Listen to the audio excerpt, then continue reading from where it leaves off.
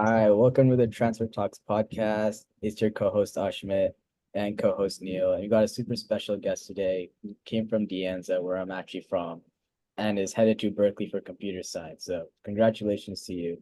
Let's get it started. Yeah, thank you. So yeah, we love to start these things off by like asking the guests to like give a short like description of like your background, where you came from, and how you sort of got to where you are right now. Yeah, sure. So, hi, my name is Izad. I'm I'm an international student from Indonesia.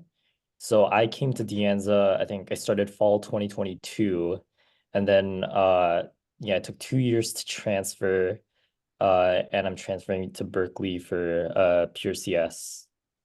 And a little bit about me, I guess. I've kind of so I've been kind of looking into transferring to Berkeley CS for a while now, I feel like.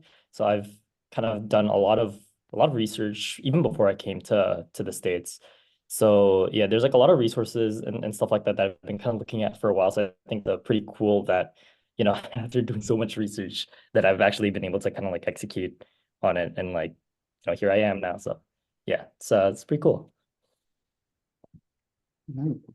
So Ashmit, Yeah, so like when you're like researching of like how to come study abroad, like why did you pick Dianza out of all the other community colleges? Right. Yeah. I think like when you do research for community colleges, I think there's like three that pop up that are like kind of the big ones. So it's like De Anza, Foothill, and DVC. For Berkeley, I know that DVC, I think in recent years is probably like slightly better just because of the semester system they're on. But I chose De Anza only because like it was really between the three. And then De Anza just edged the other two out because I saw that like Steve Jobs and like Steve Wozniak came here, and I was like, well, that's pretty like historically cool. So then I just kind of chose on a whim. But yeah. mm, And did you apply from high school to like all these schools, or did you like kind of just decide to No, transfer? no. So I was kind of cooked from high school. I didn't really have I didn't have good grades. And also I was so in Indonesia, you kind of have to choose whether you're in social science or science. And I was actually in social science. And so then I couldn't even apply to computer science um in my country because of like the path I chose in high school. So then I thought, yeah, that's why I also chose community college because it was like new, fresh start where I could kind of like choose whatever I wanted. So yeah. so going into a foreign country, like it's so different, and like not even like looking at like the colleges, there's like so many things you have to worry about because it's just a new environment. So how'd you like Mhm. balance out like college, understanding the transfer aspects with like like making sure like you like don't die because you don't like get food or like all that stuff. It's too fair. Okay, so for me, I think at least like socially and culturally, it wasn't too bad because I moved back and forth from Indonesia and the States quite a bit. So that was okay. But in terms of like living alone and being independent and stuff, that was definitely pretty new. I think the best thing was when I came to America, there was like a huge Indonesian kind of like community here already. So I kind of like met a lot of people and like met a lot of friends. And even though I wasn't really like good at being self-sufficient, I had a lot of friends that kind of were and were like, oh, so this is how you cook so you don't starve. And I would like kind of learn from them and I'd be like, oh, okay, that's cool. Right. Yeah, So I that's think a good. big part Yeah. of it was definitely, yeah, like getting to know people, I think is a big part of it. Yeah, 100%. I think your social circle is like the most important factor in like sort of acclimatizing and even like learning new things. So when you're in the Enza now, you're exploring the transfer options and you see like Berkeley, you see UCLA, you see all like the transfer agreements they have. Did you only apply to like Berkeley or like all the state schools and UCs, or did you like kind of shoot your shot at maybe like USC or maybe a school on the East Coast? So I applied to some out of state schools. Initially I wanted to apply to a lot of private schools. I just decided against it towards the very end because there were a lot of additional requirements like letter of recs, and I think it's like letter of recs, winter grades, SATs. Like there's so many other like stuff that I kind of just decided, I'm kind of lazy and it's not really worth it. But I did apply to I think UW and UIUC. So those are two out of state schools that I applied to. And then I got rejected UW, but I did get into UIUC. So UIUCCS? there's that. Yeah. Oh, nice. So like UIUC, like on their transfer like articulation, they like want chemistry. So did you also take chemistry at Dianza? Oh no, you don't need chemistry for UIUC CS, I think. I believe You, it's you recommended, but I think it's recommended, but I just chose not to do it. okay. There's actually a lot of stuff that is kind of like recommended that I just didn't do. Like I think is like recommended. I just didn't do it. Partially Uh, because I was initially going to apply to EECS and then I changed to CS. So yeah. I see. All right. So like at community college, if you don't mind sharing, what was your like GPA? Did you get Yeah, like sure. Dianza honors? So okay, so I didn't do honors because honors wasn't actually available during my time specifically at Dianza. It was like going through like a transition process between advisors, and they were kind of inactive. I don't know, it was weird. Um, my GPA when I applied was a 4.0. It did drop off a little bit after applications, but it's like it was like still okay. I think it was like maybe I ended with like a 3.8, something like that towards the end of my Dianza career. But yeah, during applications, it was 4.0. Hmm. And aside from like GPA and all that stuff, what did you do? What steps did you take to sort of strengthen your extracurriculars and pose yourself as an academic like Right, applicant? yeah. So I think when it comes to extracurriculars, I think for CS specifically as well, I think there's like, because I have a lot of friends that also are in CS as well, and I've seen a lot of people transfer.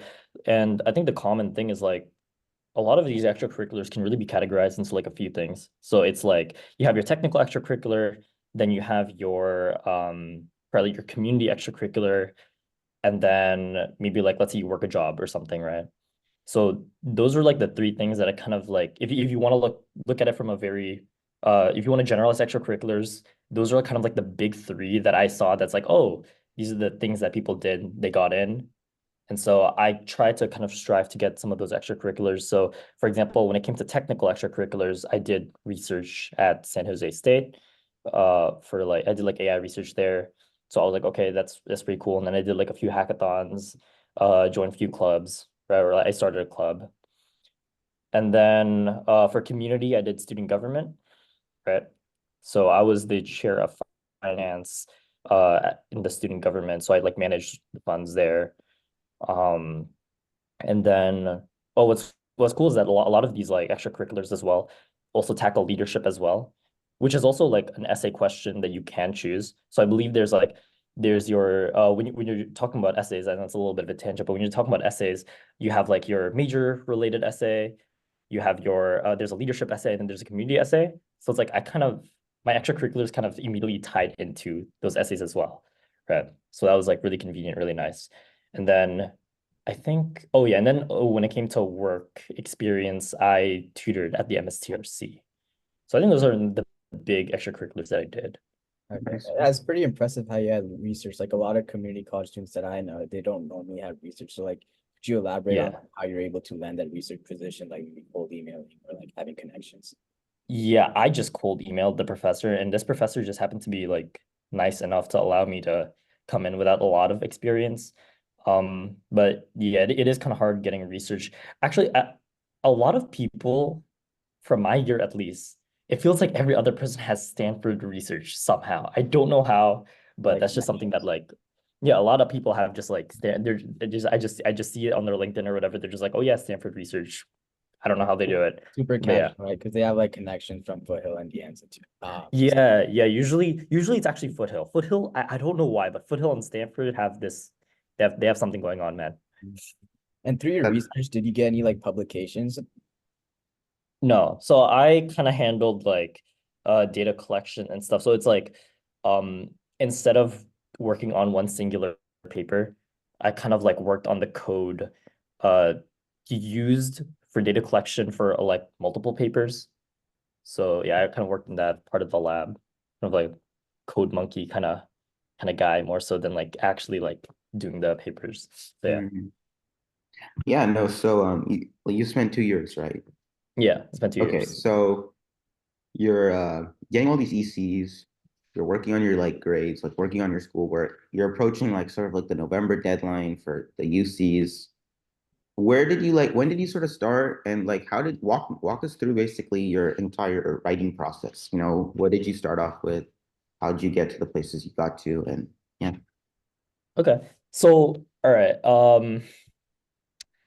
So a lot of people will say like start over the summer and stuff like that, which is like really good advice.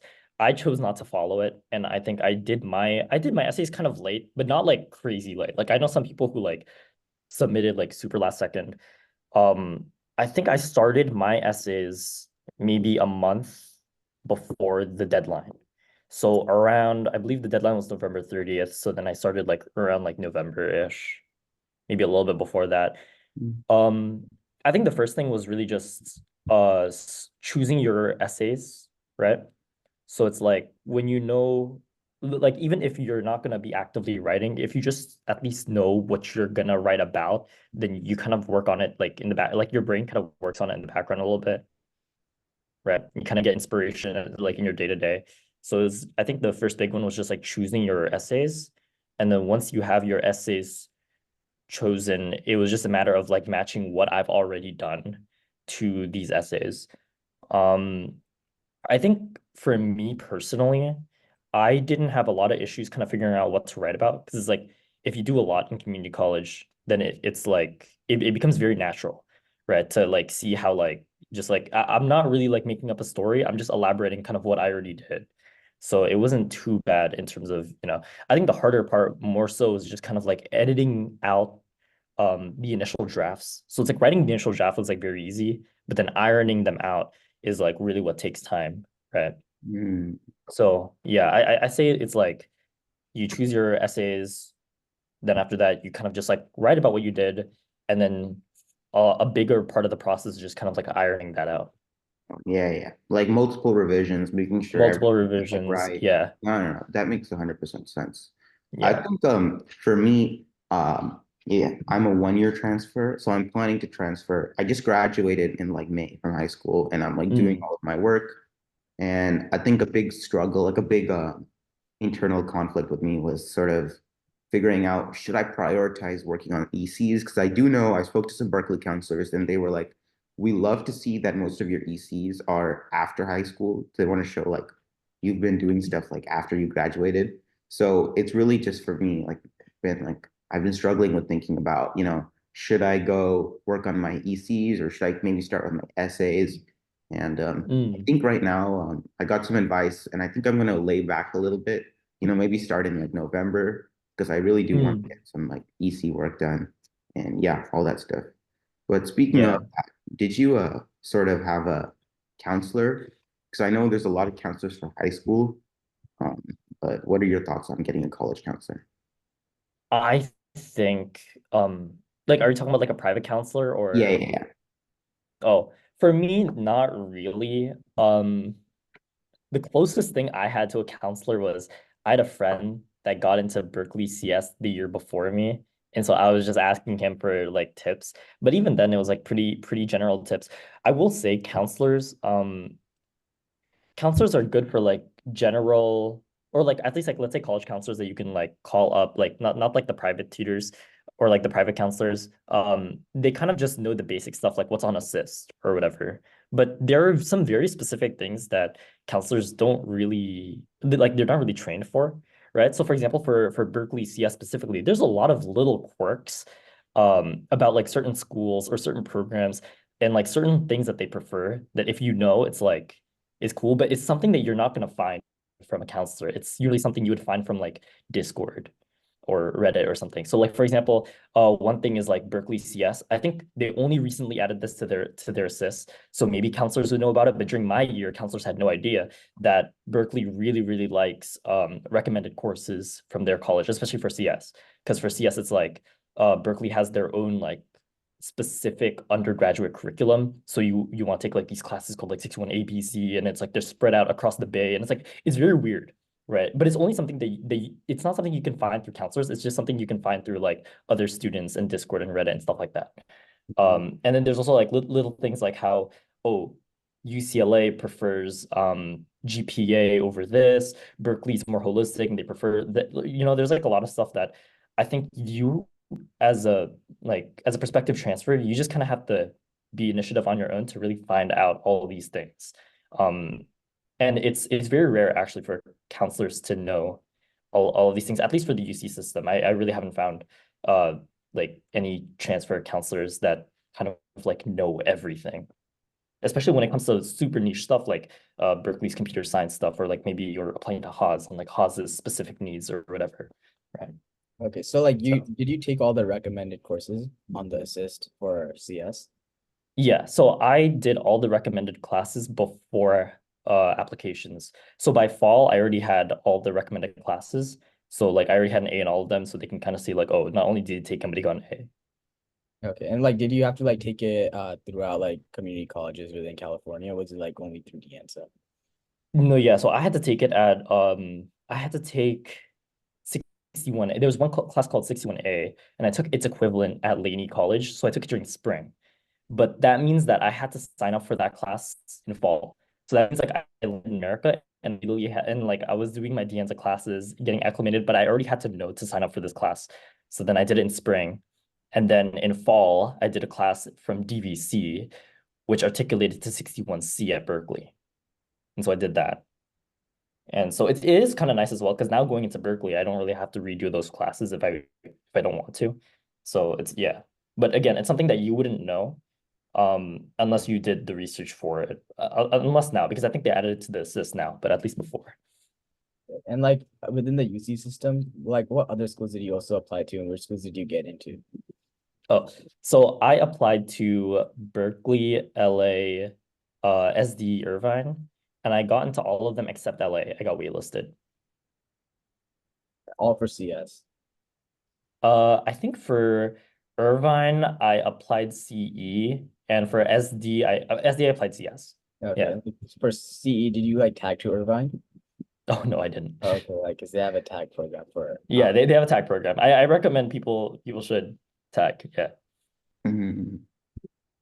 Okay, so yeah, no, when you were applying, what would you say it was your like what would you say what was your like strongest like aspect of your application? You know, like Oh, what made you stand out?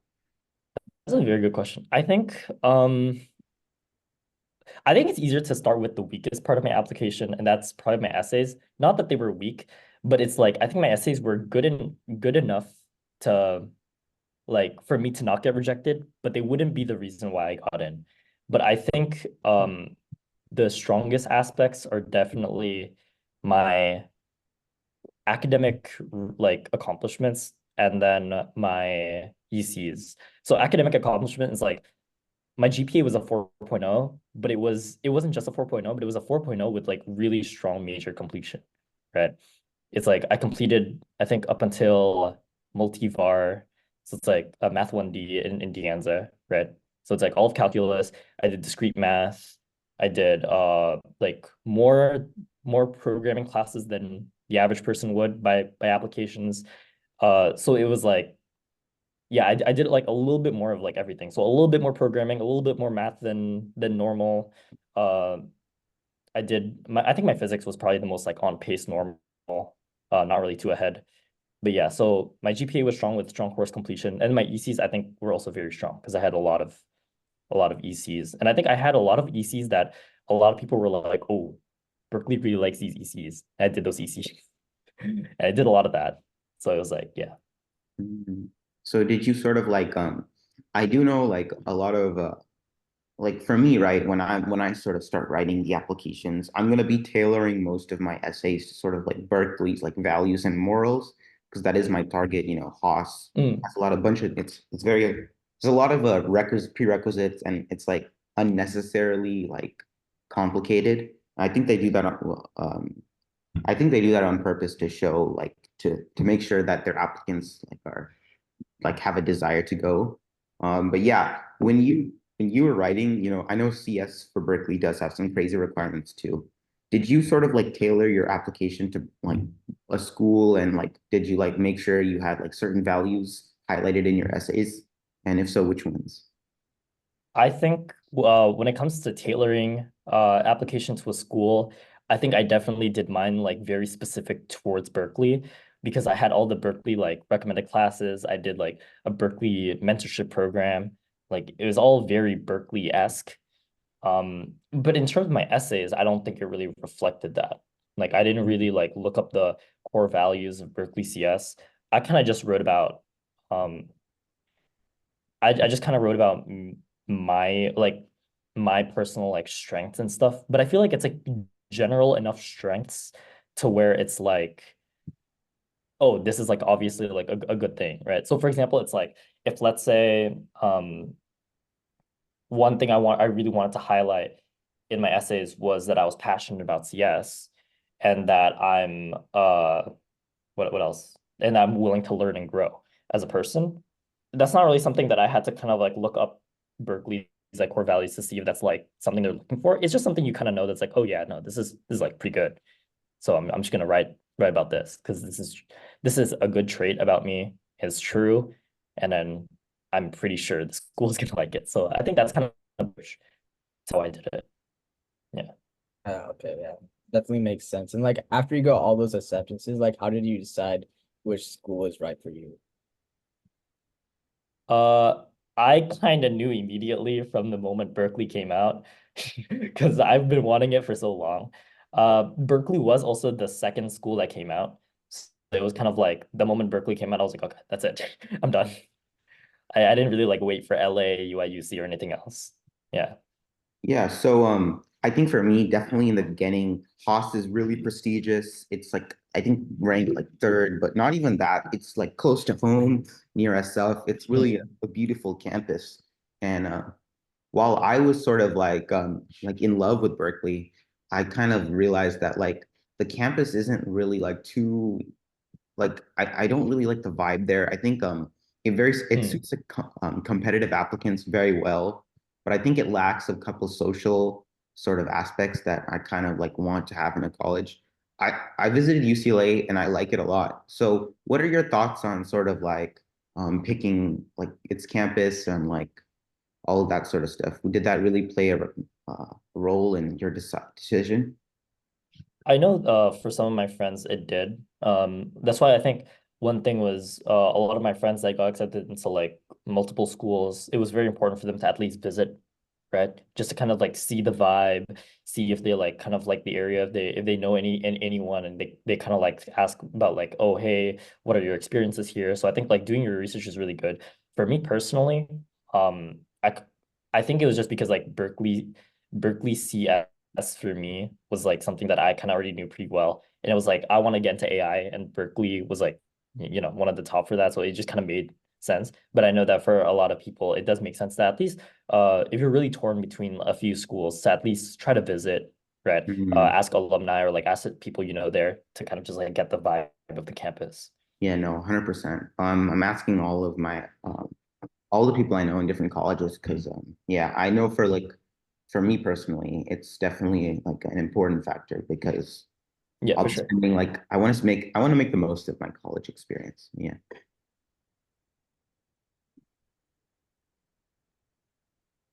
Like Mm. what tips would you have like if you could go back and like change something when you started community college? Like would there be anything that like you wish you knew? Something I wish I knew. Um, I think one thing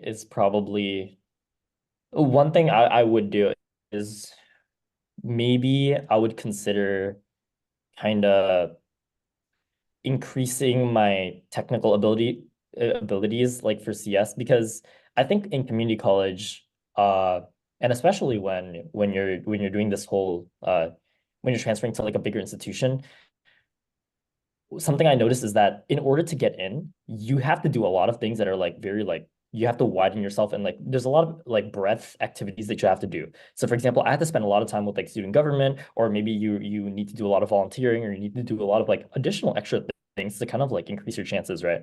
Let's Mhm. say. But I think I would have also spent, I think, more time kind of like diving deeper into CS and just kind of like yeah, making sure that when I do get to my UC, I'm like up to par, right? Because classes are definitely a lot harder there. Getting into extracurriculars, the bar is definitely a lot higher. So that's something that I would definitely consider. And that's why right now I'm taking a summer class as well, just to kind of make sure that like in terms of rigor, in terms of skill, that I can acclimate well to my campus. So it's not just about getting there, but it's about how do you succeed even once you are there as well. Yeah, that definitely makes sense because like I'm taking classes and I'm like thinking to myself, like, there is no way that Berkeley or like any other UCs would have like this level of kind of like leniency on the class. So like Mm. how would you like recommend me to like go beyond my classes and like kind of prepare for the UCs? Yeah, I think one thing that a lot of people do is like you do online courses, right? Mhm. Let's say Yeah. those are usually pretty good, like upping your technical skill. I think for De Anza STEM in particular, if you wanted to kind of up the challenge, especially in your second year when grades kind of don't matter as much, try to take some of the more demanding professors, like the reasonable demanding professors, but still like kind of the demanding professors, at least like for one quarter, just to kind of like see, I think. But probably do it in your second year when you're like a 4.0 doesn't matter as much anymore. But I think that, like up your study skills, I think is like pretty important. Because in my first year in the end, it's like when classes are still pretty easy, when you're still doing like basic calc, basic programming, you don't really have to study as hard, I feel like, to succeed. But then it's like once you get to like the harder classes, like the higher maths, physics and stuff, right, in your second year, then that's kind of like when I think you can develop some of those habits to kind of acclimate better for the UCs. Mm, yeah, no, I 100% agree. Now, I wanted to like transition to sort of, I remember when you spoke a little bit before in one of your responses, you mentioned how you were, I believe, a social science major in high school. Yeah, Yeah, and then you decided to change to like computer science. yeah. Like what sort of like now like going into DNs taking these classes, what have you like learned about yourself from this application? Because even though like for me, right, I haven't even like started like most of the application stuff, but I feel like I'm learning so Mm, much about myself. I'm doing a lot of reflecting. So what have you like sort of learned about yourself going through this application process? mm. Oh, I just wanted to bring up that. Do you want to like restart the meeting or something? Because we got like 50 seconds left. Oh Uh, yeah, for sure. We can like Or run. yeah, but, yeah. well, anyways, we're like gonna be wrapping it up. So it's Oh, gonna be scheduled for 40 minutes, but it should I be see. good. Yeah. Oh, I see. Okay. All right. Oh, okay. I get it. Okay. So what did I learn about myself? I think one thing is like when you're in high school and you're kind of like thinking about applying to all these schools, it's like because now it's like I'm actually like in Berkeley for CS and it's like pretty crazy. But when you're in high school and you're kind of like looking at the schools, looking at the rankings, all of that, it's kind of like, ooh, this stuff looks impossible, right? And it is pretty crazy when I think about it. Like I have a lot of friends. Most of my friends are going to either like Berkeley or like some Ivy League schools, like from De Anza. And looking back, I think I would not really have expected it because now it's like reality, but back then it was like, whoa, this is like some faraway dream. Berkeley's like number 3, 4 in the world. So I think the biggest takeaway is like it really is a lot more possible than a lot of us think it Mm, is. Because in high school, I got like a D in math. Like I have no business being in like Berkeley CS, right? If you just like took what I was back then. But I think it kind of just it just goes to show that like you can really make the best out of like community college and really make the best of like the 2 years that you have to really kind of like change your life to like however you want it, right? So mm, I think yeah, like just understanding that like uh anything really is possible, to be honest. Like I know a guy that just transferred to like MIT from De Anza, right? It's like that should be impossible. But in fact, I know 2 people from De Anza this year that got into MIT. It's like these are things that like we think is like, whoa, this is like kind of too hard. But then it really turns out that it's a lot more possible than we think. So I mm. think that's probably the biggest takeaway. Yeah, no, I 100%, I can relate to that like 100%. I know in high school I got a D in Spanish, and yeah, I never really focused on sort of school. It was only since like senior year where I started like to like sort of lock in, but at that point it was like too late. And Yeah. like here, right? like it's like a lot better than it was right now, but like due to the competitive nature, I know like due to the competitive nature of like California students, community college is kind of looked down upon and seen as like you sort of failed. And I really feel like that's a sort of like it's an idea that should like not that should be like completely abolished, because like I know so many people that have been so successful. Steve Jobs went to community college, and I think it just goes Yeah. to show that like um as long as you put in the work, like anything is possible. So yeah, 100%. Thank you so Yeah. much, Izak, for coming. It was really inspirational. Me and Ashmit, we learned a lot. Hopefully, a listener probably did too. And yeah, I wish you the best of luck at Berkeley. And maybe one day we'll like meet you there. Hopefully. Yeah, for sure. Yeah. And good luck to you guys as well. I know applications I think they're open now, but yeah, you guys are gonna be submitting them in a few months. And Mhm. yeah, it gets better. I So hope it is. yeah, Yeah, don't worry for sure. about it.